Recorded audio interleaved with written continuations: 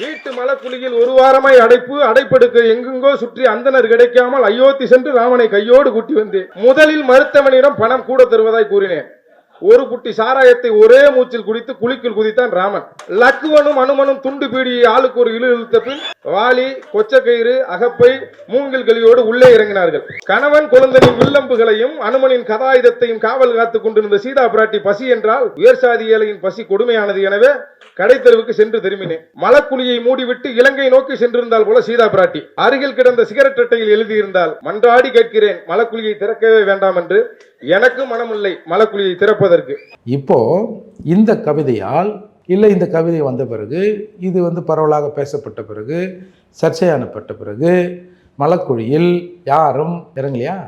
இல்லை எப்பா, இது வரைக்கும் நீங்கள் இறங்குனது போதுமா, நல்ல கவிதை எழுதி புரட்சியாக சொல்லிட்டீங்க, இது வரைக்கும் நீங்கள் இறங்குனது போதும், சாதிக்கு 4 பேர் இறக்கும்பா அப்படின்னு மாற்றம் வந்ததா? அப்போது உங்களோட நோக்கம் அந்த மலக்குழியில் இறங்குபவனை தடுக்கணும்னா அதற்கேற்ற மாதிரி நீ எழுதியிருக்கணும், இல்லை அதற்கேற்ற மாதிரி நம்ம வலியுறுத்தி இருக்கணும். ஆனால் இவ்வளோ நோக்கம் மலக்குழியில் இறங்குவதாக அல்ல அடிப்படை வேலை செய்வதாக இருக்கிற ஒரு சமூகத்தை இன்னொரு சமூகத்துக்கு எதிராக தூண்டி விட்டு 2 பேரும் சண்டை போட்டுங்க. கடைசியில் ஃபைனல் டே திரும்பவும் அதுக்குள்ளே சாக்கடைக்குள்ளே இறங்கணும்னா நீங்கள் தாண்டா இல்லை நம்ம தாண்டா அப்படின்னு வைக்கிறது தான் இது.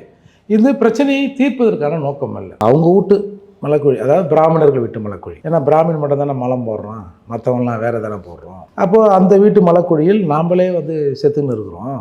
கொஞ்ச நாளைக்கு அவங்கள கூட்டு அல்ல வச்சு கொள்ளலான்னு பார்த்தா அதுக்கு வாய்ப்பு இல்லை. அதால் அவர்கள் நம்பிக்கை மீது நாம் ஒரு வேலையை செய்வோம் அப்படின்னு ஒரு மலைக்குழி அப்படின்னு ஒரு கவிதை எழுதினேன் அப்படின்னு சொல்லுவாங்க. அதை பாருங்கள், அவங்க என்ன சொல்ல வராங்க, நீ என்னை பொறுத்தவரை நான் ஒரு பிராமணனை இழுத்து என் மலக்குழியில் அந்த அடைப்பை நீக்க வலுக்கட்டாயமாக தள்ளினேன்னா கூட அது ஒரு ரியாக்ஷன் தான்பா.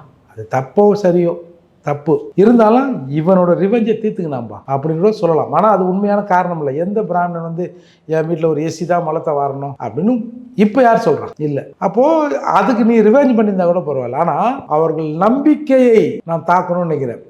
அப்போது அந்த நம்பிக்கைனா ஒட்டுமொத்தமான அவர்கள் நம்பிக்கையை நீ கொச்சைப்படுத்தினால் அது எப்பா என் நம்பிக்கையை அவன் கொச்சைப்படுத்தினான்பா அதோட போயிடுமா? அவங்களோட ரியாக்ஷன் எப்படி இருக்கும்? அப்போ இந்த முரண் இருந்து கொண்டே இருக்கணும். அதான நோக்கம். உங்களுக்கு உண்மையான நோக்கம் மலக்குழிக்குள் மனிதன் இறங்குவது தடுக்கப்படணும்னா அரசாங்கத்தை நோக்கி சொல்லணும். அரசாங்கம் நம்ம கையில் இருக்குது. என்னங்க நம்ம ஆளுங்க எவ்வளோ நாளுங்க இந்த மலைக்குழிக்குள்ளே இறங்குவான்? இதுக்கு ஏதாவது ஒரு மிஷினை கண்டுபிடிங்க. ஏதோ நிலாவில் தண்ணிக்கு தான் அதுக்கு தான் இதுக்கு தான் இங்கேருந்து இருக்குதுன்றீங்க. 100 மீட்டருக்கு அந்த பக்கம் என்ன மலம் அடிச்சுக்குதுன்னு பார்க்க முடியாதா?